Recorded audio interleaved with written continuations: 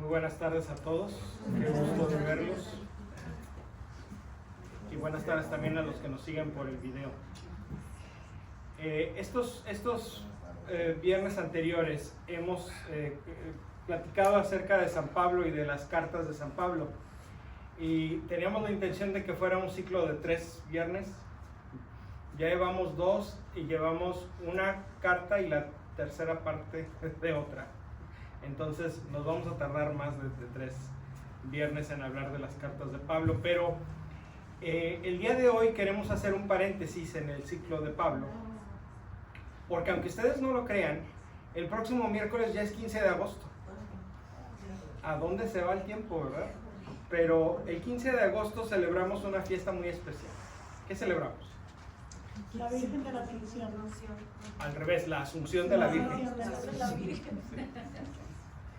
La Asunción de la Virgen. ¿Y qué significa la Asunción de la Virgen? Pues que la Virgen fue subida al cielo en cuerpo y alma. Así es, exactamente. Que la Virgen fue llevada al cielo en cuerpo y alma al terminar su vida en la tierra. Fíjense que esta es una doctrina que la Iglesia empezó a reflexionar, a meditar, a contemplar desde tiempos muy antiguos. Tenemos fuentes documentales, no bíblicas, pero fuentes documentales del siglo II, es decir, del año 100 y tantos, un siglo después de Jesús. Cristianos de la segunda generación que empiezan a hablar de este trato especial que Dios le dio a la Virgen. Y vamos a ver qué tan especial es, pero ciertamente es algo que todavía no sucede con nadie más. Que al final de su vida la Virgen fue llevada, subida, o como la palabra técnica, asunta en cuerpo y alma al cielo. Pero la Iglesia que empezó a hacer esta reflexión hace 1900 años no llegó a hacer una formulación dogmática. Ahorita vamos a explicar qué es eso. Sino hasta mediados del siglo XX, hace menos de 100 años.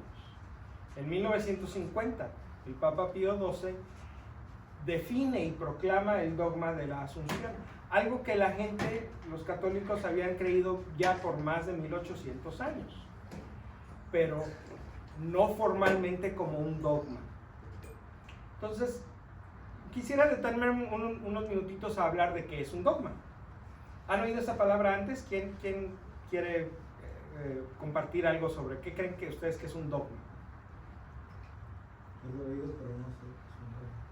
Es una certeza que da la Iglesia que así es como se dice. Algo que creemos porque la Iglesia Así lo ha definido. Y la Iglesia lo define así porque la Iglesia afirma, cuando la Iglesia define un dogma, es una doctrina la cual la Iglesia afirma ha sido revelada por Dios. Hay doctrinas que la Iglesia ha desarrollado por sí misma. Y hay doctrinas que la Iglesia afirma son reveladas por Dios. Por ejemplo, el dogma de la Santísima Trinidad, que Dios es Padre, Hijo y Espíritu Santo. La Iglesia no se sacó eso de la manga. La Iglesia, estudiando la Escritura y las enseñanzas de los apóstoles que escucharon las palabras mismas de Jesús, llega el momento en que es capaz de definir: esto es lo que Dios quiso decir con esto y esto y esto y esto. Juntas significan que Dios es uno, pero subsiste en 3 personas distintas: el Padre, el Hijo y el Espíritu. Y eso lo ha revelado Dios y por lo tanto necesitamos creer.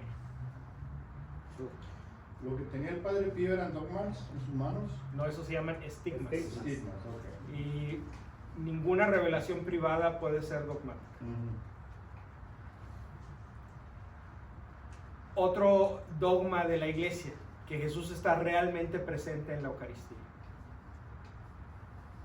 Eso la iglesia no se lo sacó de la manga, estudiando las Escrituras, el capítulo 6 de San Juan que hemos estado leyendo en estos domingos, las palabras de la institución, lo que después Pablo dice sobre la institución de la Eucaristía.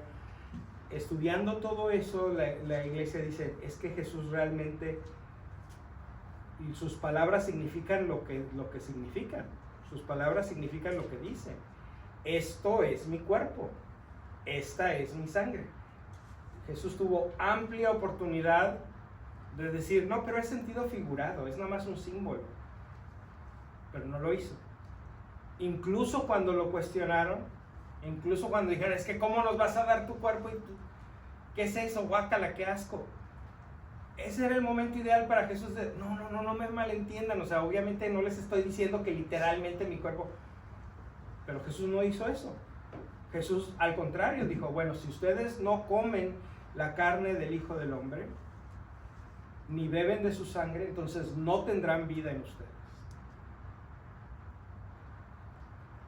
Entonces la iglesia entiende, las palabras de Jesús significan exactamente eso que dice. Y así los diferentes dogmas de la iglesia. Entonces, en 1950 el Papa Pío XII define el dogma de la Asunción de la Virgen María. Y lo hace con un documento que se llama, ahí les va el nombrecito en latín, ¿listos? Munificentissimus Deus. Que quiere decir el Dios generosísimo, el Dios pródigo en superlativo, el Dios que da, el Dios que comparte. Y es un documento de 47 artículos donde el Papa explica su proceso de discernimiento y llega a la conclusión en el número 44, que dice así: por tanto, por la autoridad de nuestro Señor Jesucristo, de los bienaventurados apóstoles Pedro y Pablo, y por la nuestra, pronunciamos, declaramos y definimos ser dogma de revelación divina que la Inmaculada Madre de Dios, siempre Virgen María, cumplido el curso de su vida terrena, fue asunta en cuerpo y alma a la gloria celeste. Esa es la definición en positivo. Durante mucho tiempo la iglesia, cuando define un dogma, lo define en positivo y después, para reforzarlo, incluye una cláusula negativa, que es esta: por lo tanto, si alguno, Dios no lo quiera, osase negar o poner en duda voluntariamente lo que por nosotros ha sido definido, sepa que ha caído de la fe divina y católica. ¿Se acuerdan que la vez pasada hablamos de la apostasía, la herejía y el cisma? Entonces, esta cláusula negativa es una advertencia. El que voluntariamente y a sabiendas niegue o ponga en duda este dogma, ha caído de la fe divina, es decir, ha cometido herejía. Y termina con una cláusula más bien legal, pero también es interesante leerla. A ninguno pues sea lícito o permitido infringir esta nuestra declaración, proclamación y definición, u oponerse o contravenir a ella. Si alguno se atreviera a intentarlo, sepa que incurrirá en la indignación de Dios omnipotente y de sus santos apóstoles Pedro y Pablo. Si se fijan, el documento habla de nosotros.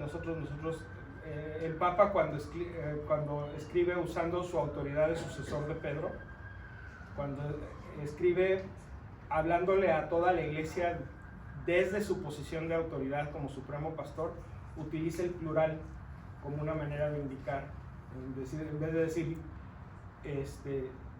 así pues, que ninguno le sea ilícito infringir esta mi declaración, dice esta nuestra declaración, para que quede claro que está hablando con la autoridad que le da no nada más su persona, sino su puesto, ¿sí? Porque él es el sucesor de San Pedro y el vicario de Cristo. Entonces ese nosotros implica que es una autoridad más grande que su persona. Por eso dice, por autoridad de nuestro Señor Jesucristo, de los bienaventurados apóstoles Pedro y Pablo, y por la nuestra autoridad, la autoridad del supremo pastor de la iglesia. Entonces esa es la definición, y si se fijan, la definición deja abierto un poquito a interpretación de exactamente cómo sucedió este asunto de la asunción, porque dice que la Inmaculada Madre de Dios, siempre Virgen María, cumplido el curso de su vida terrena, es decir, al final de su vida en la tierra, pero no especifica si la Virgen murió o no.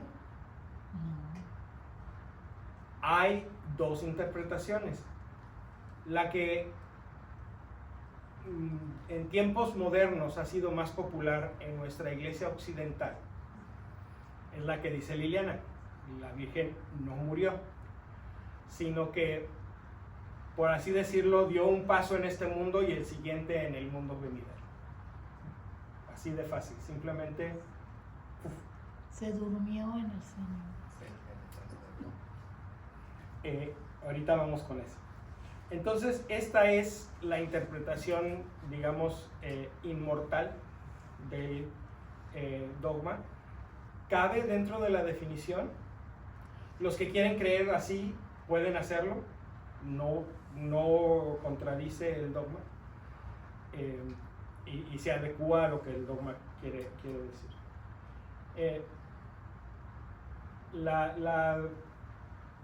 Esta posición es un poco más débil que la otra, porque esta idea surgió mucho después. Las primeras reflexiones, los primeros teólogos que empezaron a pensar que la Virgen no murió, escribieron alrededor del siglo VI u VIII, y eran unos cuantos, y solamente en tiempos ya más modernos esta idea cobró un poquito más de popularidad entre los círculos teológicos. La idea más antigua, la que está mejor soportada por la tradición escrita y la teología de los primeros siglos, y la que es más popular en el cristianismo de Oriente, en el cristianismo griego y árabe, y, indio, de Europa del Este, la interpretación más popular es que la Virgen María se durmió en el Señor, lo cual es un eufemismo.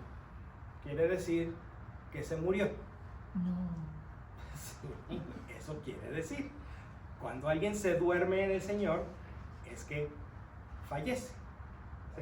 Yo nada más quería hacer un comentario, no sé si estoy en lo correcto, ¿no? Pero creo que en la Biblia dice que cuando ella muere, uno de los apóstoles no estaba allí, y cuando vino quiso verla, y fueron y la sacaron y la miraron. Entonces yo ahí quiero pensar que sí murió. Sí, muy bien, excepto que eso no está en la Biblia. Esa es una de las tradiciones extrabíblicas que tenemos del siglo II y III, que es una historia muy bonita porque tiene muchos paralelos con la muerte y resurrección del Señor Jesús. Oh, sí, sí, Al grado que, ¿quién creen que era el apóstol que no estaba? Tomás. No estaba. ¿Por qué? Porque Tomás nunca está. Entonces cuando llegó les dijo: no, es que yo no puedo creer que se haya muerto, necesito verla. Entonces le dije: bueno, pues vamos y abrimos la tumba para que la veas. Y abrieron la tumba y, oh sorpresa, no está. No es que la hayan visto ahí, sino que vieron que no estaba. Como cuando fueron a la tumba de Jesús y vieron que no estaba. Entonces es una historia muy bonita, es una historia que es un poco difícil de creer que sucedió literalmente así, porque son demasiadas los parecidos con la historia de Jesús, demasiados, pero sí es interesante lo que esa historia tan antigua nos muestra. Uno, que la iglesia pensaba que efectivamente la Virgen había terminado su vida en la tierra como cualquier otra persona,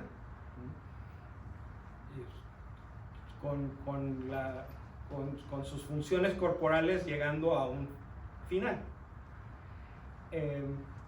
y que su llevada al cielo sucedió después de alguna especie de resurrección, ¿sí? Su hijo Jesús la resucitó y la llevó al cielo. Ciertamente la iglesia parece que creía eso, y esta historia lo ilustra. Sí se entiende la diferencia entre la historia literal con todos los detalles como lo cuenta la historia y las verdades que están detrás de la historia, ¿sí? A lo mejor la historia pasó, a lo mejor la historia no pasó, pero nos enseña lo que la iglesia de ese entonces, tan cerca del evento, creía. Por lo tanto, las ideas detrás de la historia son muy confiables. La historia no tanto. Sí, porque, bueno, tantas historias que hay, ¿no? Pero yo me recuerdo que cuando mis niños estaban como recibiendo la doctrina y todo así, siempre les leía, y cuando leí un pasaje de la Biblia cuando supuestamente fue llevada al cielo con los ángeles, ¿no? Que supuestamente que estaban y no creían de que la Virgen había muerto, no, que Dios la tenía que llevar viva, ¿no? Pero en lo que yo le leía a los niños, yo me recuerdo que fue como dice, asunta al cielo, que los ángeles la llevaban. Sí, la diferencia entre la ascensión de Jesús y la asunción de María es que Jesús sube, a la Virgen la levanta. Ajá. ¿Sí? Los ángeles en esa imagen tan bonita representa el poder de Dios. Es el poder de Dios, el poder de Jesucristo, el que lleva a su madre al cielo. Jesús asciende por su propio poder. Jesús es Dios y la Virgen no.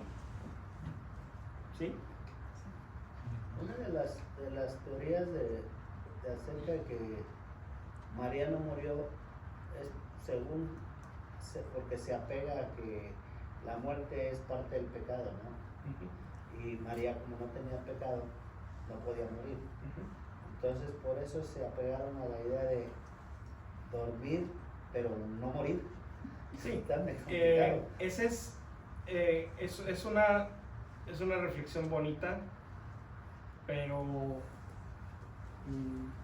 no sostiene el agua, como dicen aquí. It doesn't hold water. Porque entonces Jesús tampoco hubiera muerto. Porque si María no tenía pecado, Jesús menos. Y Jesús sí murió. Y ese es dogma de fe. Entonces, si ni Jesús quiso sacarle la vuelta a la muerte, sino quiso pasar a través de ella, entonces no hace mucho sentido que la Virgen, siendo una de nosotros, le sacara la vuelta a la muerte, siendo que ni Jesús ni nosotros le vamos a sacar la vuelta a la muerte. Todos vamos a pasar por la muerte, todos esperamos resucitar, pero todos esperamos pasar por la muerte. Pero cuando te mueres, o sea, estás respirando y llega un segundo y ese segundo dejas de respirar y te moriste. ¿Y cuánto tiempo pasa para que resucites o para que Dios te haga caso o para que ya no estés en este mundo? Ni la ciencia ni la iglesia han definido exactamente cuál es el momento de la muerte. Lo más cerca que estamos es cuando termina la actividad cerebral. cuando ya no se puede detectar actividad cerebral. No es la respiración, no es el latido del corazón, es la actividad del cerebro. Ok. Pero aún así, ha habido casos donde se termina la actividad cerebral y se puede reanimar a la persona. Entonces, ¿qué pasó ahí? ¿Hubo muerte o no hubo muerte? O sea, ¿hubo una muerte y se regresó de la muerte? ¿O qué pasó? Entonces, la muerte como idea, digamos, filosófica, es difícil de ponerle, a señalar con el dedo, ahí está el punto de la muerte. Sabemos que existe, sabemos que la persona se muere. Pero de cuando tú declaras muerte, como sea que la declares, ¿cuánto tiempo pasa a que estés con Dios? Cuando mueres, dejas de estar sujeto al espacio-tiempo. No solucionó tu pregunta. Mientras estamos vivos, estamos en este mundo de 3 dimensiones y media, ¿verdad? O sea, vertical, horizontal, profundidad y tiempo. Cuando dejamos de estar en este mundo, dejamos de estar contenidos o limitados por las 3 dimensiones del espacio y del tiempo. Entonces la percepción del tiempo es algo de esta vida, no de la que viene. Por eso en uno de los pasajes, perdón, dice un día para Dios puede ser un siglo. Pueden ser 1000 años y 1000 años para Dios pueden ser como un día. Pues, o sea, no hay tiempo. Porque no hay. el tiempo es un fenómeno de este universo, no de la vida que viene. Es como querer contestar esta pregunta de ¿cuánto tiempo? Pues no existe, es mucho. La pregunta está mal planteada, porque no es que sea mucho tiempo, es que no hay tiempo. Porque también esa es una idea que tenemos, que la eternidad simplemente consiste en un montón de tiempo. Pero no es un montón de tiempo, es no hay tiempo. No hay tiempo. ¿Cómo es eso? ¿Quién sabe? Yo nunca he vivido fuera del tiempo. Entonces, pues no me pregunten cómo se experimenta eso, cómo se siente, cuál es la experiencia de no estar sujeto al tiempo. Sí, es algo parecido como en el mundo en que vivimos, que no tiene aquí presa de acá, te vas caminando y puedes... Y sigues seguir dándole, bajando. exacto, o sea, pero es una comparación y es buena, pero la experiencia de estar sin tiempo es algo que no tenemos. Entonces es muy difícil imaginarlo. Alejandra. Ok. Hay personas que mueren y dice, como usted dijo, se detiene el tiempo y no hay el tiempo, ya me contestó la respuesta. Pero han sobrevivido después de estar un día muertos y resucitan el siguiente día. ¿Cómo sabes? Estar en coma. Un día es No, mucho. en el hospital, no nada. Lo Un dan día por es mucho. muerto. Un día es mucho tiempo. Ahí en la caja, no sé. Sí, lo o sea, están pegando y luego se levanta y se va. el poner a alguien en una caja no significa que esté muerto. Exacto. Significa que la gente piensa que está muerto, pero a lo mejor no está muerto. A lo mejor simplemente está en un estado catatónico, que es un estado parecido a la muerte. Pero es que Pero el no está doctor muerto. dijo, está muerto. No, el doctor no importa lo que diga. Hay actividad cerebral. Bueno, eso le pasó al papá de mi tía. Lo pusieron en toda la noche en México, que lo velaron y lo estaban velando y yo me recuerdo que todos empezaron a correr porque se levantó. Sí. Entonces yo digo, ¿cómo se murió si estaba dentro de la caja? Sí, Se levantó y andó. Y todos los otros años, ¿no? Anduvo tarugo un ratito y ya después se le pasó. Se emborrachó. No, sí, existe el fenómeno de la catatonia. Es un estado en el que parece, o sea, la actividad del cuerpo se reduce a un mínimo, de manera que, a menos de que haya instrumentos midiendo la actividad cerebral, uno piensa, esta persona está muerta. Pero realmente no lo está. La actividad cerebral se reduce, pero no se termina. Entonces, cuando sale de ese estado, pues la actividad cerebral se reasume y todas las demás funciones corporales también. Cuando el doctor le dice que tiene muerte cerebral, ya está muerto. Está muerto. Pero sigue latiendo el corazón, sigue respirando, pero ya está muerto. Está muerto. Se La lo muerte está cerebral no Ya no tiene hay. reversa. Lo que Yo está aquí- haciendo es una máquina hacer funcionar. Aquí- Exacto, o sea, Quiero- el corazón está latiendo porque hay una máquina que lo está haciendo moverse. Quiero Los pulmones se están inflando porque hay una máquina que está chupando y sacando el aire. Pero el cerebro no, o sea, no hay nada. Sí. Aquí voy a ver eso del amor, ¿cómo dice? Del cerebral. Mi cuñada, yo tengo mi cuñada, tuvo eso cerebral. algo así. ¿Muerte cerebral? No muerte, sino que le dio ajá, y estuvo en coma. Pero ella fue operada y pues ella, el doctor también quedó como en shock porque ella sí está, o sea, aquí anda. Ok.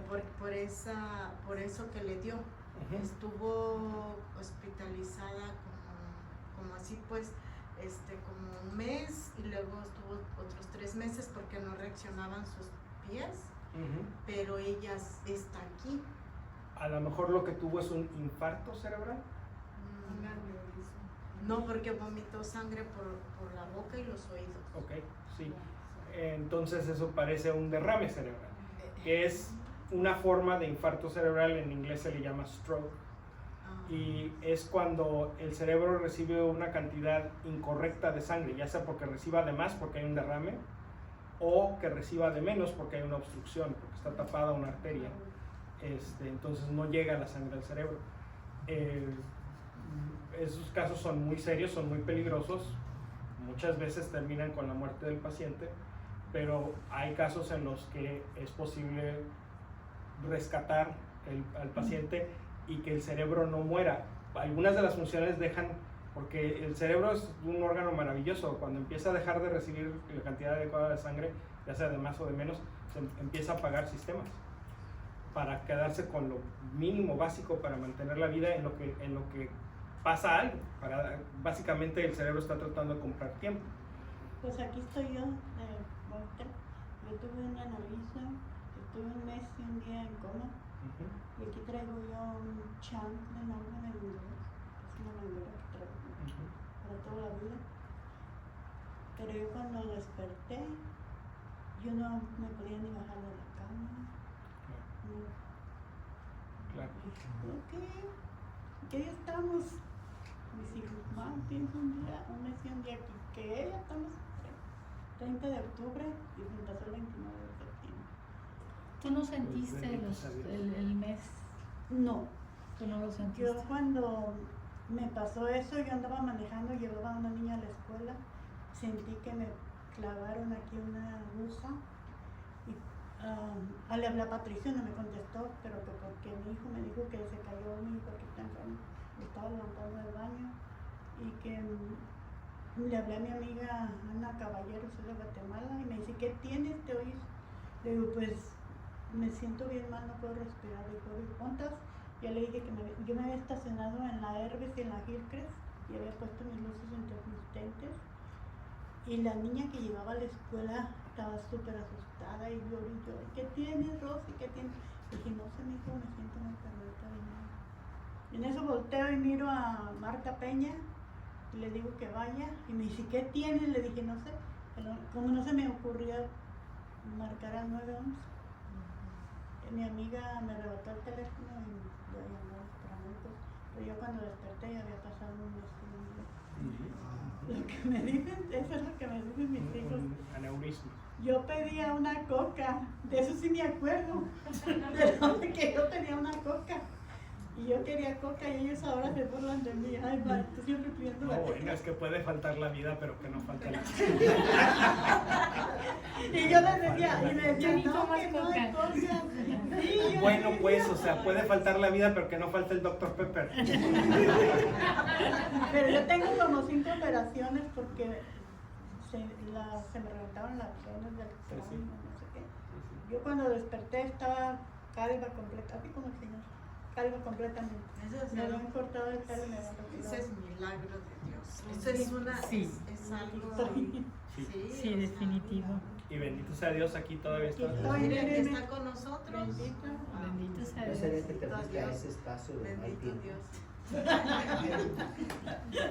¿No te acuerdas del tiempo? ¿No te acuerdas? Sí, ¿verdad? Pues A lo sí, mejor no, pero esa experiencia nos puede dar, o sea, le puede dar a la persona por lo menos abrir la posibilidad de que puede haber vida sin tiempo.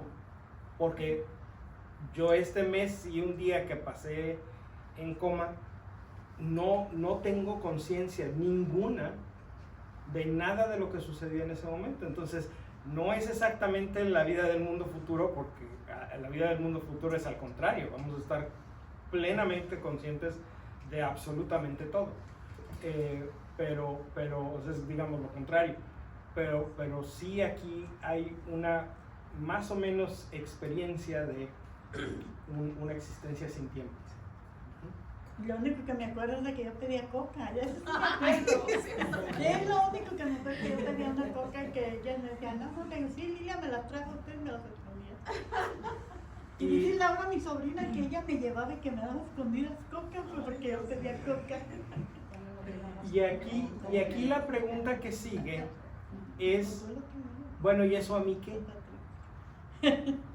O sea, porque si una persona se muere y se va al cielo, como decimos, es decir, comienza su existencia en la presencia de Dios fuera del espacio-tiempo, ¿cuál es la diferencia entre eso y resucitar de entre los muertos?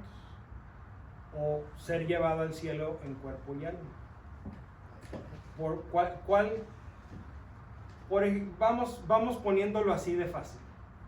En el cielo, ¿cuál es la diferencia entre la Virgen María y San José? Porque San José todavía no resucita. Aquí no, pero allá arriba sí. Bueno, esa es parte de la respuesta. Acuérdense que en el cielo no hay tiempo. Entonces, podemos decir que de alguna manera la resurrección de los muertos no ha pasado, está pasando y ya pasó. Pero, ¿por qué entonces tendrían los muertos que resucitar? ¿Cuál es el punto? ¿Por qué no podemos irnos nada más con nuestra alma al cielo y that's it? Pero ha habido casos que los entierran, porque así pasó en mi pueblo, que los entierran y que luego el señor que anda ahí de panteonero escuchaba ruidos y que se espantó porque a donde habían ido a sepultar, que lo abrieron y que la caja ya estaba Toda arañada de que se arañada. quiso salir. Sí, eso Ya se murió porque por asfixia se le acabó el aire. Y sí ha habido casos de eso y durante un tiempo hubo mucho miedo alrededor de eso, al grado de que una de las costumbres que se tenía en ese entonces era arriba de la tumba poner una campana y de la campana bajar una cadenita a través de la tierra, o sea, poner la cadenita y después echar la tierra, pero la cadenita llegando hasta el ataúd, hasta dentro del ataúd, para que si el muerto no estaba muerto, se diera cuenta que había una cadena y la jalara para hacer sonar la campana. Eso es lo más de las películas de terror. No, eso sí. Y de ahí, de esa práctica, que obviamente pasaba una vez en cada 10,000 sepulturas, pero de todas maneras llegó a suceder, pero de ahí viene la expresión salvado por la campana. No es del box de que ya lo estaban a punto de noquear y sonó la campana para que se acabara el round. No, es salvado por la campana porque eso sucedió, la persona no estaba muerta, estaba catatónica, la enterraron con la campanita y despertó, salió del estado de catatonia y sonó la campana. Por eso no, en los pueblos lo velan un día y una noche. Por eso se tiene la costumbre de la velación, porque no vaya a ser que nos hayamos equivocado al decir que se murió, al rato se levanta, pero pues ya si pasa un día, pues ya no. Es el papá de Entonces, No, ¿Será que porque cuando rezan no hay la mucho? posibilidad de que estemos equivocados y la resucitación de los muertos ocurre después de que fallecemos y nuestra alma sube y ya estamos ahí eternamente. Lo que pasa es que la iglesia enseña, y este es otro dogma de fe, creemos en la resurrección de la carne. Y ahorita vamos a hablar un poquito acerca de eso. Son de resurrección. Bueno, es que el ir al cielo lo hemos asimilado a una resurrección. Pero lo que significa resurrección es que el cuerpo Vuelve a tomar vida. vuelve a tomar vida, o que nuestra vida vuelve a tomar cuerpo.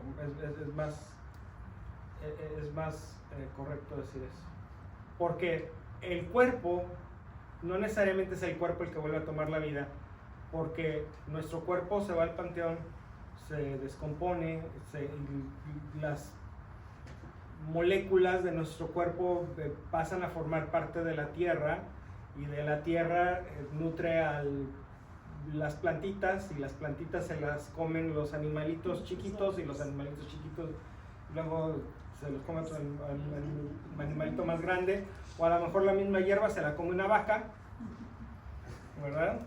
Al rato la vaca la Y por hacemos eso los bistec, hindús no comen vaca. al rato la vaca la hacemos bistec Es cierto. y no la comemos.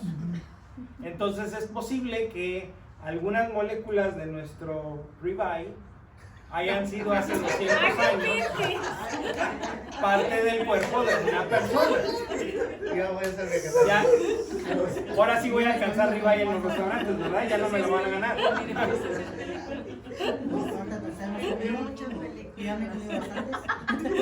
El punto de esto, yo sé que suena gracioso y medio asqueroso, pero el punto de esto es que esta interpretación literal de que esos restos que se fueron a la tumba, esos mismos restos se van a levantar con vida, no es exactamente lo que creemos, porque simplemente no hace sentido.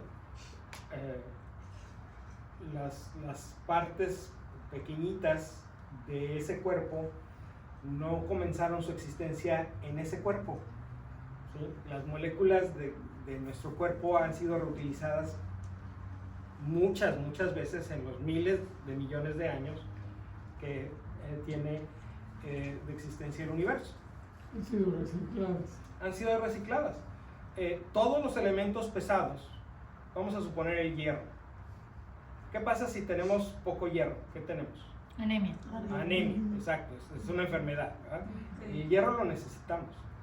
Bueno, la única manera que existe en el universo de producir hierro es en una supernova, en una explosión de una estrella. Entonces, todas las moléculas de hierro que están en nuestro cuerpo vienen de la explosión de una estrella, todas. Todas y cada una. No hay otra manera en que el universo sintetice el átomo del hierro. ¿Puedo decir un chiste? Sí. Entonces los frijolitos son una ¿Y explosión. las lentejas? Explotan. Por eso explotan, porque pero y lo mismo sucede con todos los elementos pesados, o sea, no nada más el hierro, el calcio también, ¿qué otro elemento pesado? O sea, empezando por el carbono y el oxígeno, pero el magnesio, sí, todos esos elementos pesados, el zinc, vienen de procesos cósmicos muy poderosos, muy espectaculares, que nada tienen que ver con nuestro planeta. La vida no pudo haber surgido entre las primeras estrellas que se crearon después del Big Bang, porque no había los elementos, había puro hidrógeno, y empezó a haber helio, y después empezó a haber los demás elementos más pesados. Pero solamente fue después de muchas generaciones de estrellas que nacieron, crecieron, explotaron y diseminaron sus materiales pesados por el universo, que pudieron darse las condiciones para que en un planeta surgiera la vida como la conocemos. Pero entonces, ¿a quién le pertenece el hierro que tengo yo en mi cuerpo? Pues, exacto, o sea, no le pertenece a mi cuerpo. Le pertenece en todo caso a la estrella que explotó para crearlo. Pero entonces, regresando a nuestro tema. Le pido una preguntita. Sí. ¿Y qué pasa entonces con ese hierro que nos ponen nosotros? ¿Ese qué es? Sintético. Todo el hierro que hay en el mundo, todos los átomos de hierro que existen en el universo fueron creados por supernovas, por Entonces explosiones también de es que los estrellas. inyectan cuando... También. Porque cuando a mí me ponen suplementos, sí tienen que estar observando y dicen que a veces puede tener problemas serios al momento que lo están inyectando, pues, es por medio de... Sí, porque el cuerpo de repente puede reaccionar de una manera o de otra, pero todo el hierro que existe en el universo fue creado en una explosión de una estrella. Bueno, Hace muchos miles de millones de años. entonces ya, ¿qué Memo. no?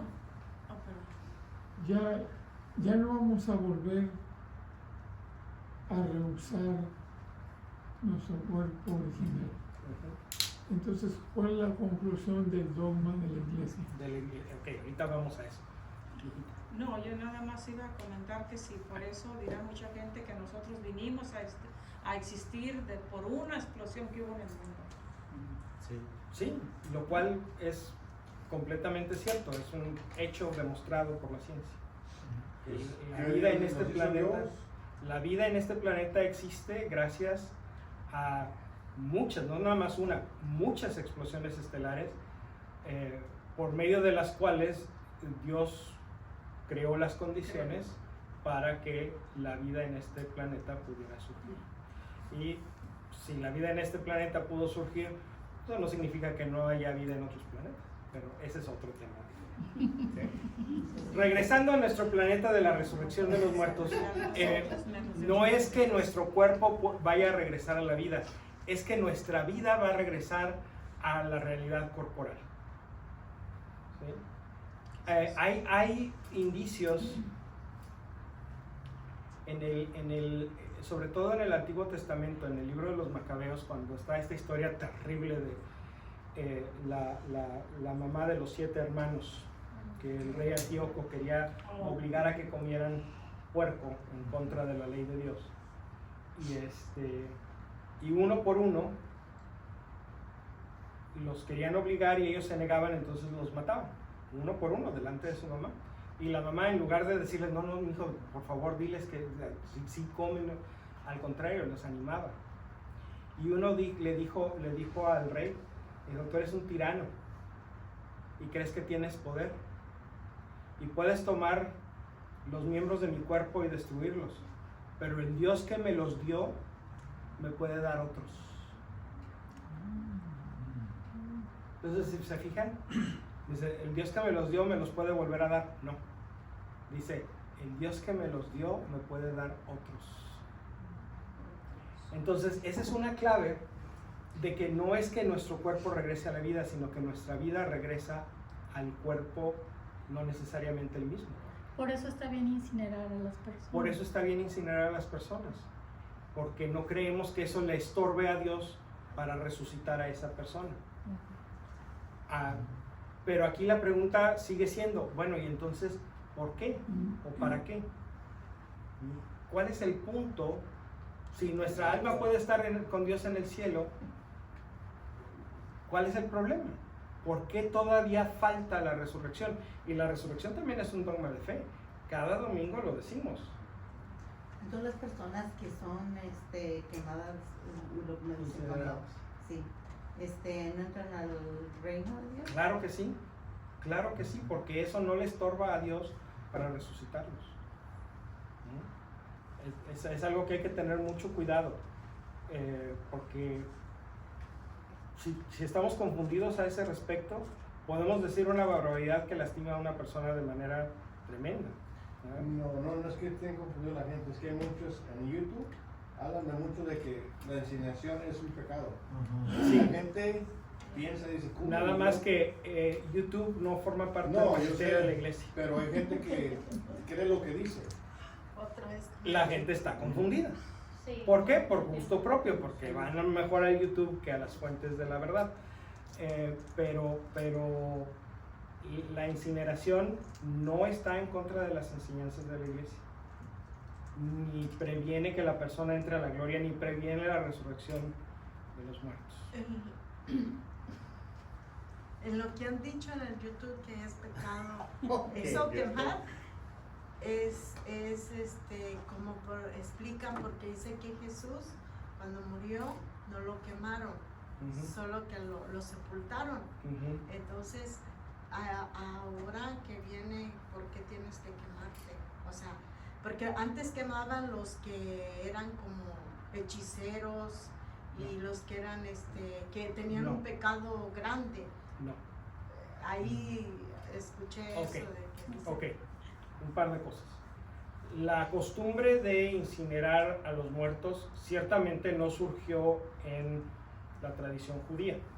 Por eso a Jesús no lo incineraron, porque el pueblo judío no incineraba a sus muertos. Pero muchas otras culturas sí lo hacían. Y por muchos años la iglesia le tuvo un cierto recelo, puso una cierta distancia entre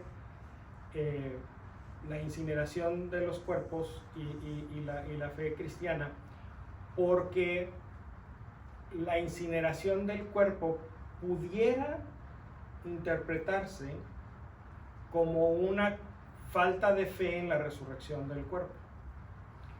Pero estas son creencias antiguas basadas solamente en costumbre, nada tiene que ver con la revelación.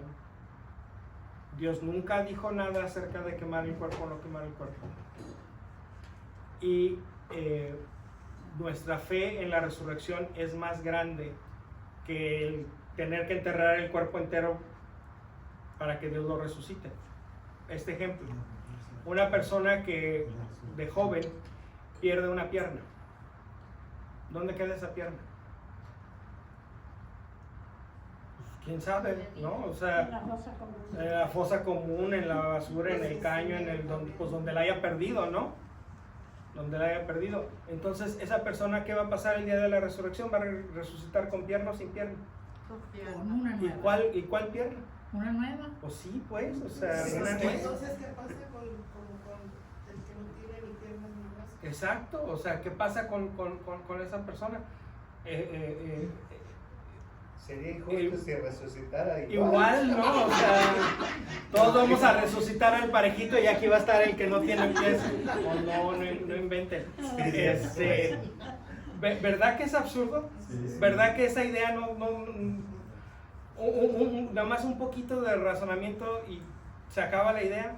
Entonces, la iglesia ha llegado a la conclusión de que siempre y cuando la incineración no sea un signo de que no crece en la resurrección de los muertos, la iglesia no tiene ningún problema con que se incineren a los muertos. Y por eso en los panteones católicos hay lugares para poner cenizas. ¿Por qué? Porque la iglesia lo acepta perfectamente. A pesar de que el YouTube no le parezca. A la iglesia no le importa lo que opina el YouTube. Quiero decir algo del YouTube. Ajá. Es que los pastores protestantes, que son los que hacen estos comentarios de YouTube, suelen mucho decir es que Jesús hizo esto y ¿por qué nosotros no hacemos igual que Jesús? Entonces, yo les voy a decir una comparación bien sencilla. Jesús nunca comió tortillas, porque en Israel no hay tortillas porque no había maíz. Entonces, todos nos vamos a condenar porque comemos tortillas. ¿Ya ves? Buen niño. Pero lo que me refiero es a que a veces esas comparaciones son así de absurdas, o sea, son comparaciones absurdas, de que a Jesús lo enterraron así, entonces todo tiene que ser igual como Jesús. Es que a Jesús traía el pelo largo, entonces todos tienen que traer el pelo largo. Entonces Jesús traía bigotito, entonces todos tienen que traer bigotito. Jesús no usaba pantalones. Jesús no usaba pantalones, entonces todos tienen que no usar pantalones. Exacto, o sea, son así de absurdas. Son así de absurdas de ese Ahora, tipo y la gente cae, y es bien triste porque en YouTube también está Memo, Pues, o sea, Mira, pueden verme. el problema es este. Ojalá que fueran personas que se identifiquen propiamente como yo no soy católico, yo soy de otra denominación y este es mi rollo. No, el problema es que hay gente con alzacuellos que dicen ser padrecitos y a lo mejor hasta lo son, pero que están enseñando cosas contrarias a lo que la iglesia enseña. Sí, eso sí es verdad. Ese es el problema. ¿Sabe qué, Memo? Perdón, regresando a que en aquel tiempo los judíos no permitían que quemaran. Si se fijan en películas de antes, cuando se moría alguien, hacían leña y ponían el cuerpo y lo quemaban. Estamos hablando de años. La iglesia muy pronto, después de que empezó la peste, la muerte negra, empezó a recomendar que se quemaran los cuerpos de las personas que morían. ¿Por qué? Porque era una manera de terminar con la enfermedad. La iglesia no sabía exactamente, la gente no sabía, la ciencia todavía no se había desarrollado muy bien para determinar exactamente cómo funcionaba. Pero la experiencia de la gente era muy clara. Si dejamos a los cadáveres ahí, la gente se va a seguir enfermando. Si quemamos a los cadáveres, la gente se enferma menos. Entonces, el cadáver tiene algo que ver con la transmisión de la enfermedad. ¿Cómo funciona? ¿Quién sabe? Pero hay algo ahí. Entonces la iglesia dice, bueno, pues si hay algo ahí, vamos protegiendo la vida. Tengo una pregunta sobre la cremación. ¿Qué diferencia o qué nos dice la iglesia? Por ejemplo, una persona que tiene misa de cuerpo presente es o ya cuando ya la llevan cremada. Ninguno. O sea que no hay así como que hay. Sí, puede ser muchas cosas. No vale porque no iban por presente. Pueden ser muchas cosas. Puede ser que la persona haya muerto, se tenga la misa de cuerpo presente y después se vaya a enterrar a la persona. Puede ser que la persona haya muerto, se tenga la misa de cuerpo presente y después se vaya a incinerar a la persona. O puede ser que la persona haya muerto, se le haya incinerado y se tenga la misa de cuerpo presente con las cenizas. Es lo mismo. Es exactamente lo mismo. Lo único que la iglesia dice es, si vas a incinerar a una persona fallecida, conserva las cenizas juntas. No empieces a repartir que sí, un pedacito para aquí, un pedacito para allá, porque eso suena muy feo. Y no las avientes, que vamos a esparcir las cenizas en la playa. No. Eso pasó con mi hermano, fíjese, en noviembre va a ser 2 años, que mi hermano dijo en el hecho de muerte que él quería que sus cenizas fueran esparcidas como mi papá dijo. La iglesia no está de acuerdo con eso. Y la iglesia tampoco está de acuerdo que las cenizas se queden en las casas de los familiares. Esa era mi pregunta. No. El mismo trato que le das a un cuerpo es el mismo trato que le debes de dar a la urna con las cenizas. Son las personas que tienen el cuerpo en su casa o que no han sido depositados, o sea, en el... Las personas que hacen eso hacen mal. No están siguiendo las enseñanzas de la iglesia. Pero si la persona no sabe o está esperando a que se lo lleven a México.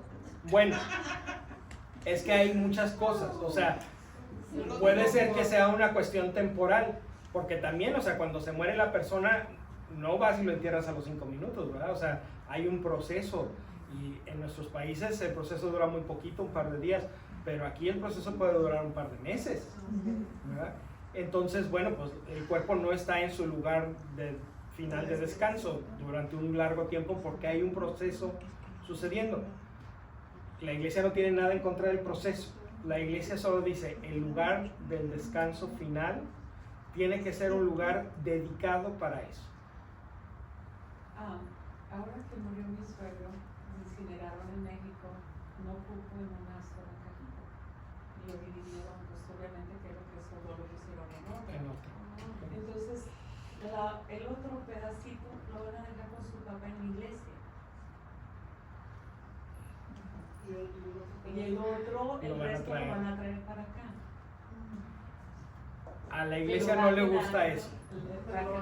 A la iglesia no le gusta eso. Yo solamente digo lo que la iglesia dice. Pues que hagan la cajita Las cenizas juntas y en un lugar dedicado a la sepultura de los difuntos, es decir, en un panteón. ¿Y qué pasa con esa gente que está en las iglesias, que compraron? Ahí es donde Las hay- criptas de las iglesias son un lugar dedicado para sepultar difuntos. Y eso Sí, te sí, lo sí, van a o sea, arreglar. sí. O sea, eso está bien. Eso está bien, No, pero que hayan separados. dividido las cenizas, No eso no las está tan bien. dividieron, sino que no cupo en una sola. Pues, de acuerdo, por la razón que haya sido. No lo dividieron, pero no. No, aquí ya se decidió que sí se va a llevar. Y que lo dejaron en Dios es más grande que Dios es más grande que eso. Yo solamente estoy diciendo lo que a la iglesia le gusta y lo que a la iglesia no le gusta. Y por Es que ejemplo, no si saben. alguien nada más No ya saben. incineraron a su pariente y todo, pero no hace una misa, sino que nada más lo lleva a misa. Y reza por él. Pues, Porque hay mucha gente que dice, pues ya, no, lo llevo que lo bendiga el Padre. Que lo pongan en un lugar designado, yo pienso que. sí, Sobre todo porque ya es incinerado, así como que antes de decir, la iglesia propone. ¿Verdad? El funeral católico tiene 3 estaciones. Una en la casa del difunto o la casa funeraria, lo que conocemos como el velatorio, normalmente se reza el rosario, pero también se hace una vigilia. Esa es la primera estación. La segunda estación es en la iglesia, para la misa de cuerpo presente, con cuerpo o con cenizas, da igual. Y la tercera estación es en el cementerio, para dejar ir a la persona, poner sus restos o en un nicho o en la tierra. También se puede hacer en el mar, no esparciendo la ceniza, sino la urna completa en el mar. Eso sí se vale, sepultar en el mar sí se vale. Pero si, por ejemplo, como dice Berito ahorita, que su suegro lo separaron repartieron, porque no ocupó sí. en una sola caja y dejaron una caja en un lugar y otra caja en otro Ok, lugar. sí, Bueno, pero por ejemplo, si lo van a hacer en una parte que es en la parte de donde tiene que estar, como por la iglesia, el otro lado está la iglesia. Pero, ¿por qué la iglesia no permite? ¿Porque es pecado o porque No. Esa pregunta, Alejandra, sácatela de la cabeza, no la hagas. ¿Es No, pecado? que No no es la una haga. buena pregunta. Okay. No, la iglesia quiere que respetemos el cuerpo en la forma que tenga. Lo que sea. En este caso es una cuestión de necesidad. Hubo necesidad de dividir. Bueno, o sea, no es lo ideal, pero bueno, hay una necesidad. No se pudo hacer de otra manera. Bueno, pues si no se puede, no se puede. A lo imposible nadie está obligado. Se hace lo mejor que se puede. Perdón, lo dije mal. Dice descansa el cuerpo bien, o sea, no. O también eso no se puede decir. Nada de lo que le hagas al cuerpo interfiere con la vida eterna de la persona que murió. Solamente es cuestión que la iglesia no lo La iglesia prefiere que no se haga por el respeto al cuerpo, ¿sí? No porque la persona vaya a sufrir o a tener menos gloria. Eso no, ni siquiera viene al caso. O sea, eso es algo que la iglesia jamás ha dicho. ¿Sí? Cuando una persona muere, está total, completa y absolutamente en manos de Dios. Es que es por sentido común también, porque muchas de las veces no es que no se puedan hacer las cosas de acuerdo a una norma, a una regla de la iglesia, sino es que la gente se pone muy creativa y luego se pone muy inspirada y quiero poner, le voy a dar un pomito a mi hijo, otro pomito a mi hija y Y es anda el ignorancia, cuerpo. chava. Es ignorancia. No, mira, hay gente que realmente sabe que la iglesia no está de acuerdo que se haga así, pero les vale gorro porque ellos deciden que es más romántico. Entonces se ponen en ese plan de, la iglesia no sabe eso. Entonces, hermana, lleva esas cenizas al Camposanto. Ay, no, es que a mi hija sí quiso. Sabes que no está bien, pero te vale, sigues haciendo las reglas como tú quieres hacerlas. Entonces, No quería dividir y que se quedara parte y le dijo que no se lo quería. él no era sano. No eran sanos para nosotros. Por eso se ponen Sí, bien creativos. a lo que la iglesia le preocupa de tener cenizas en la casa. No sé si han visto la película de Meet the Fuckers. Sí. Que tienen las cenizas del abuelito en el comedor y de repente se desata un problema y acaban las cenizas por todos lados. Ahora, eso es una comedia, pero aquí les va una situación de la vida real. Si se muere mi papá, Dios no lo quiere, y yo digo, me voy a quedar con las cenizas de mi papá en mi casa porque quiero mucho a mi papá, así lo quiero. Ok, tengo las cenizas y las cuido mucho y estoy seguro de que nadie las perturba. Pero luego me muero yo. ¿Y qué pasa con las cenizas de mi papá? Pues van a acabar en un garage sale o en la basura o donde quiera que Cristina se le ocurra. Entonces, en el storage. No, y deje eso.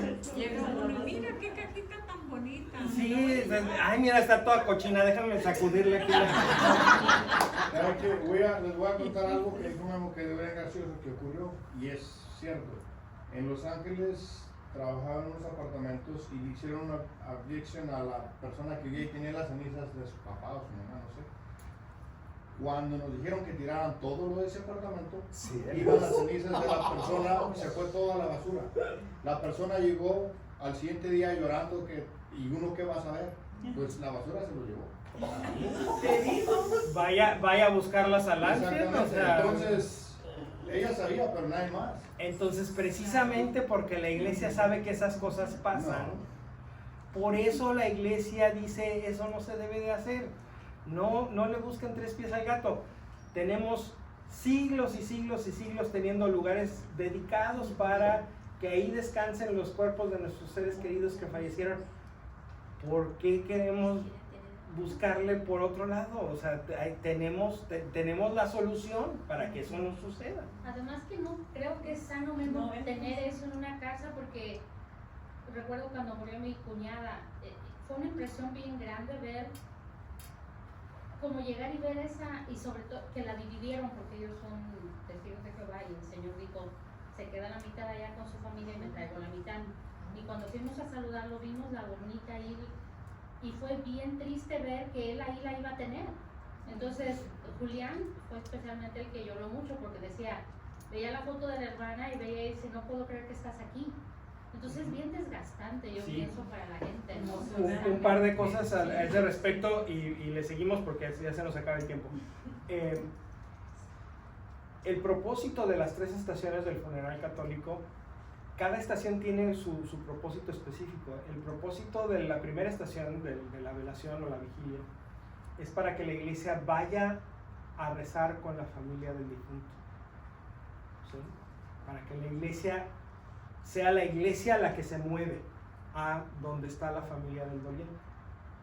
La segunda estación en la iglesia con la misa es la iglesia rezando por el eterno descanso de su hijo o su hija, del hijo o hija de la iglesia, porque no era nada más miembro de tu familia, era también miembro de nuestra familia de fe. Entonces, en el primer momento todos vamos a rezar contigo, pero en el segundo momento nosotros vamos a rezar también, porque también este es nuestro. Y el tercer momento en el cementerio, el sepelio, la función del sepelio es dejar ir a la persona, dejarlo que se vaya. Por eso, independientemente de las cuestiones prácticas, el conservar las cenizas en la casa es una manera de no dejar ir a la persona. Y eso no es que a la persona le vaya a hacer ningún mal. A los que les hace daño es a los que se quedan aquí. La tradición judía tiene algo bien bonito. Cuando se muere una persona, sus familiares, sus deudos, tienen un año para llorar todo lo que quieran llorar. La única condición es que cuando recen por el descanso de su familiar, lo hagan en arameo. ¿Y saben por qué? Los judíos rezan en hebreo, todas sus oraciones, menos la oración por el descanso de un difunto. La rezan en arameo porque los judíos piensan que sus oraciones no van directamente a Dios, que los ángeles escuchan sus oraciones y se las llevan a Dios. Y rezan en arameo por el descanso de esta persona, porque los ángeles no entienden arameo. Y los ángeles no entienden la oración, porque si la entendieran, se deprimirían. Y esa oración en arameo es la única oración que Dios escucha directamente. Es para que el angelito no se entristezca. Pero se fijan qué bonito es el cuidado de mi tristeza es mía, pero los ángeles no tienen la culpa. Y tienen un año. El día que se cumple un año del fallecimiento de la persona, deben de dejar el luto por completo. La única manera que tienen o que está permitido recordar a una persona que falleció hace más de un año es que su bendición, que su recuerdo sea una bendición. Es decir, nada de tristeza. Lo único que nos queda es las bendiciones que esa persona trajo a nuestras vidas cuando estuvo viva. ¿Por qué? Porque lo dejamos ir. Porque lo entregamos a la Madre Tierra para que la Madre Tierra cuide de su cuerpo y nosotros podemos seguir con nuestra vida. ¿Sí? No es que lo abandonemos en el panteón, es que lo entregamos en el panteón. Ya, que descanse él y que descanse yo también.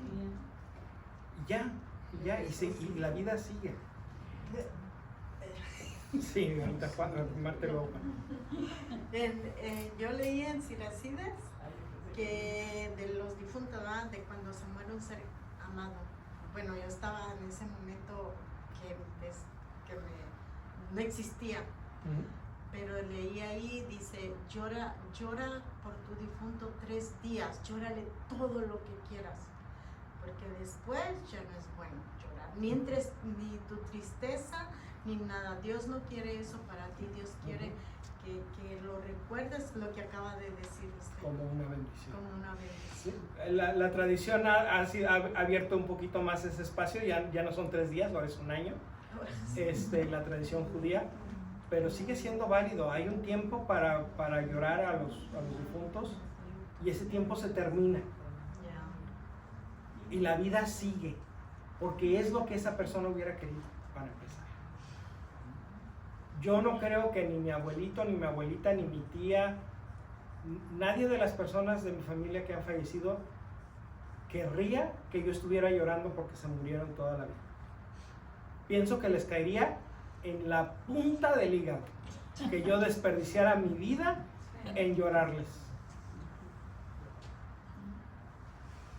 La manera mejor de honrar la memoria de mi tía Lupe es tirar pari y decir majaderías cuando sean apropiadas, y chistes y jugar cartas. Es la mejor manera, porque eso era lo que a ella le gustaba. Entonces, cuando me acuerdo de mi tía Lupe, ¿qué hago? Y comer chicharrón de queso. Chicharrón de queso. O sea, queso así a la parrilla. Hecho chicharrón. Juan. Volviendo a la resurrección. Sí. ¿Tiene una opinión la iglesia? Porque en mi mente pongo a pensar, como ya lo explicaste tú, no vamos a volver a tomar posesión de ese cuerpo. ¿Qué hay la posibilidad de la reencarnación? Es una muy buena pregunta. La iglesia no piensa que haya reencarnación. El Nuevo Testamento, San Pablo dice, al hombre le viene la muerte y después de la muerte el juicio. La reencarnación lo que implica es que al final de esta vida no hay un juicio, sino que hay otra oportunidad. Más fácil o más difícil dependiendo de cómo hayamos aprovechado la anterior. pero es una oportunidad más y una oportunidad más y una oportunidad más y un ciclo sin terminar de oportunidades. Eso pudiera, la iglesia piensa, eso pudiera facilitar una actitud de una cierta irresponsabilidad. No estoy diciendo que las personas que piensan o que creen en la reencarnación todos son irresponsables de su vida, no. Pero se corre el peligro de no tomar responsabilidad de nuestra vida y de no apreciarla, que al cabo va a tener otra. La vida es única. La iglesia es clara, la vida es única. Dios nos crea de la nada el día de nuestra concepción y vivimos para siempre como la persona que hemos sido creados. ¿Por qué es importante el cuerpo? Escuchen lo que dice el Salmo 139. Pues eres tú quien formó mis riñones, quien me tejió en el seno de mi madre. Te doy gracias por tantas maravillas admirables, son tus obras y mi alma bien lo sabe.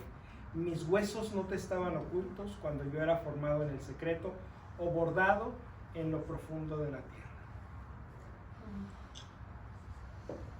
Fíjense, el salmista está alabando a Dios no por su alma, no por su corazón, no por sus sentimientos, no por su fe. El salmista está alabando a Dios por sus riñones y por sus huesos. Perdón, ¿qué salmo dijo que era? 139. 139. Y habla sobre tejido en el vientre de mi madre. Qué figura tan hermosa. O sea, imagínense una persona tejiendo algo con cariño. Imagínense a Dios tejiéndonos en el vientre de nuestra madre. Dios está tejiendo un cuerpo. Dios está tejiendo un cuerpo. A Dios le importa el cuerpo. Por eso Dios, en su infinita sabiduría, nos dejó los medios de salvación en los sacramentos.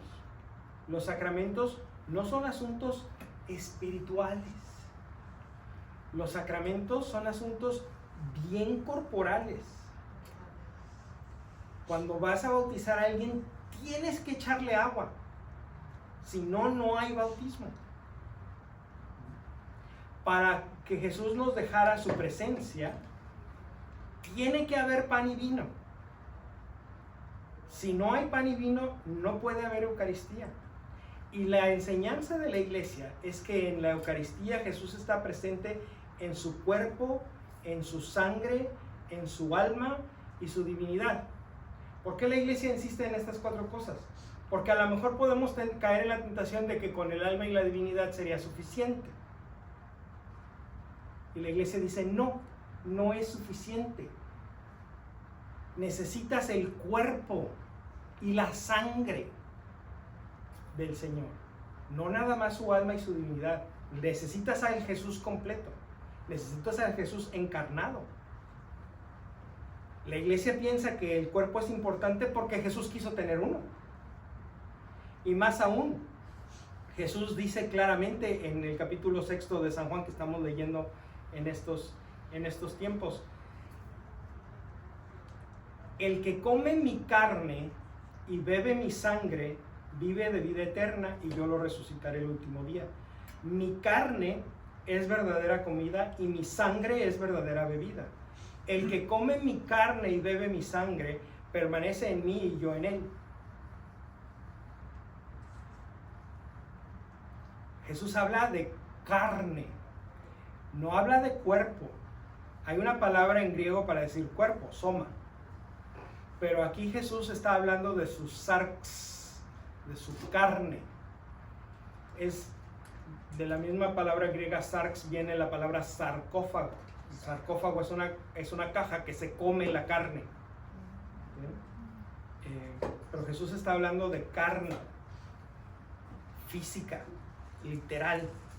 Y más aún, la traducción, el que come, si tú no comes, es una traducción domesticada, porque hay una palabra en griego que significa una comida en términos humanos, cuando la persona se sienta a comer, ¿verdad? El verbo es phagos, es el acto humano de ingerir nuestros alimentos. pero aquí el verbo que usa San Juan es trogos. Entonces debería decir, el que traga mi carne y bebe mi sangre, vive de vida eterna y yo lo resucitaré el último día. Mi carne es verdadera comida y mi sangre es verdadera bebida. El que traga mi carne y bebe mi sangre permanece en mí y yo en él. Es un acto básico de cuerpo. No es comer cuerpo, es tragar carne. Una pregunta más. Sí. ¿Por qué otras religiones y mucha gente católica que es católica y se sale de nuestra religión, sabiendo eso, que no lo hacen en otra religión? ¿Por qué piensan de esa manera? Porque a lo mejor no lo creen. No entiendo, porque o sea, la palabra ahí lo está diciendo claritamente. El que coma mi carne y toma mi sangre tendrá vida eterna y lo restará. Pero ellos no piensan en eso. Lo que pasa es que la gente de repente hace interpretaciones muy raras. O sea, hay gente que lee este pasaje y dice, no, es que Jesús no lo dice literalmente. Ah, caray. O sea, ¿qué más quieres para pensar que Jesús lo decía literalmente? Pero no, dicen, es que esto es un símbolo espiritual. El comer la carne de Jesús es el recibir sus enseñanzas y el recibir su palabra. Sí es eso, pero es bien literal. O sea, porque Jesús tuvo muchas oportunidades de decir, no se crean, o sea, me están malentendiendo, no es que, ay, ¿cómo van a creer que van a comerse mi carne? No, pues es una figura de lenguaje, es una manera de expresarse. Jesús nunca dijo eso. Jesús siguió diciendo, y si tú no comes y si tú no bebes, entonces no tendrás vida en ti. Entonces, la iglesia toma este discurso de Juan 6 y lo sobrepone sobre las palabras de la institución: tomen y coman todos de él, porque esto es mi cuerpo. Entonces la iglesia dice, de lo que estaba hablando Jesús en Juan 6 es este momento, el momento de la institución de la Eucaristía, donde Jesús nos ordena tomar y comer su cuerpo. Por eso, cuando nos acercamos a la comunión, por eso ponemos nuestra mano en forma de limosnero, para que el sacerdote, actuando en persona de Cristo, pone la partícula, la hostia, y nosotros tomamos y comemos de esto que es el cuerpo de Jesús, siguiendo al pie de la letra el mandato del Señor. Porque es importante, porque los sacramentos son para nuestros sentidos, y si tomamos está el tacto, y comemos está el gusto, ya son dos sentidos. Y cuando recibíamos, y ojalá que pronto lo volvamos a hacer, de la copa, tenemos el tacto, el gusto y el olfato, porque a la hora de que empinamos la copa, olemos el vino, ¿verdad?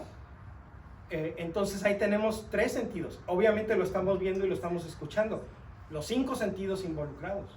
¿Por qué? Porque Dios creó nuestro cuerpo para algo. Dios quiere que nosotros experimentemos a Dios en nuestro cuerpo, con nuestros sentidos.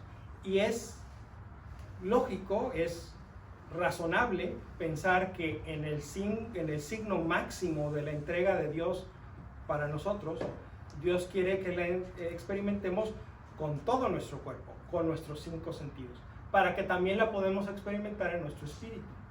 Porque el cuerpo es la manera en que el espíritu se comunica con el exterior. Entonces, si queremos que algo llegue a nuestro espíritu, tiene que pasar por el cuerpo. Y Dios lo sabe y por eso nos dejó los sacramentos. Por eso Dios no nos dijo, métanse en su cuarto nada más a orar. Sí hay que hacer eso, y Jesús lo dijo. Pero también dijo, tomen y coman todos de él, porque este es mi cuerpo. Entonces, por eso el cuerpo es importante. Y por eso la resurrección y por eso la asunción es importante. Porque la experiencia total de la humanidad, la experiencia total del ser humano incluye un cuerpo. Lo que está diciéndonos Dios al llevarse a María en cuerpo y alma es: el día de la resurrección, a ti también te voy a llevar en cuerpo y alma.